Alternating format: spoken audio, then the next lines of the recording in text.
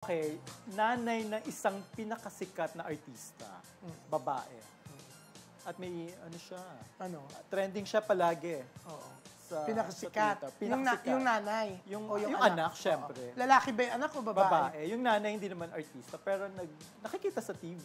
Kilala ng mga ng milyon-milyong fans. Yan ba yung may hilig sa yellow bag? Hindi ko sasabihin. Pero mabait yung nanay, actually. Actually, mabait yung... Ako, pag sinabi mo mabait, binibigyan ka ng gift certificate yun eh. Di ba? Eto na, may nagbigay sa kanyang nanay ng gift certificate. So, kumain po siya sa isang... ano ba yung fast food? Di ba? Gagamitin niya kasing gift certificate. Nagtaray. Bakit ka nga nagtaray? Ako ba yan? Parang ikaw yan, no? Nagtaray ka. Eto na dahil mataray siya. Siyempre, hindi niya magawang gamitin ang kanyang gift certificate. Nabili siya magbayad ng cash. O yan. So, nagsisi siya. Ba't siya nagtaray? Sige na. Hindi ako yan. Ikaw yan, no? So, eto na. Itong nanay, tumawag pala yung anak niyang Sikat. So, di ba Sikat? Sikat? Sikat, popular. Pinakasikat. Sikat na artista. So, tumawag. May tinawagang kaibigan na para sa social media, niya. Parang team sa social media. So, hindi alam ni mother na magpapapunta si Bagets. So, hindi nakaayos si nanay kasi nasa bahay lang naman. Actually, hindi talaga sila nag-aayos, miski yung Bagets pag nasa bahay. So, siya yung nagbukas ng pinto. Wala na silang katulong. Siya yung nagbukas ng pinto. Wala silang katulong? Hindi. Sandali, doon pa sa Kamuning sila nakatira? O doon na sa bago? Sa bago? Ba't alam mo na? Sa Commonwealth na? Okay. Actually, meron silang kasambahay.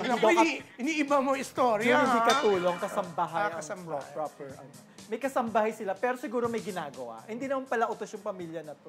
So siya na nagbubukas na naman ng pinto. So nagbukas si mother. Mabait talaga yung Sikat, no? Sikat na young actress. Alam mo, yung bisita, na pagkamalan niyang katulong yung nanay. Kasambahay yung nanay.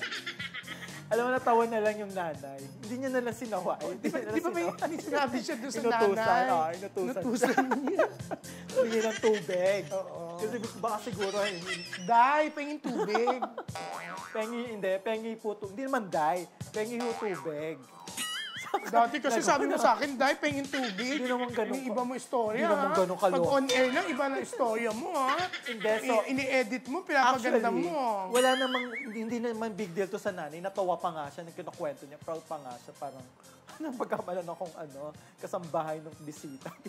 Pati yung anak niya, tawa rin ng tawa, pati yung bisita. Di ba kami nga pumunta sa bahay ng isang congressman dahil bumili ng ticket sa anniversary show ko. Yung dalawang kasama ko, Kong! Chu-chu-chu-chu-chu. Di ba? Tapos, anong gusto niyo? Water na lang, Kong. Umalis yung Kong, naka-short. Siya pa kumuha ng tubig. Napakabait nga ng congressman na to. Tapos sabi ng dalawang kasama ko, ikaw talaga, pinaglalaruan mo yung boy. Tinatawag mong Kong. Sabi ko, kagayan talagang congressman. Kakaloka kayo. Di ba? Bakit mukhang rin, houseboy, si Kong? Paano yung gusto mo sabihin?